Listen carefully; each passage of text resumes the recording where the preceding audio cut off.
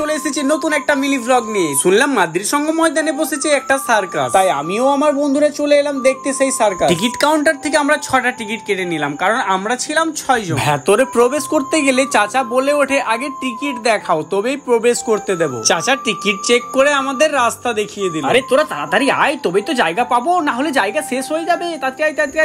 আমি ভাবছিলাম, কিন্তু ভেতরে গিয়ে দেখি সমস্ত জায়গা খালি, বিকজ আমরা আগে আগে চলে এসেছি। একটু বসে থাকার পরেই শুরু হলো সার্কাস।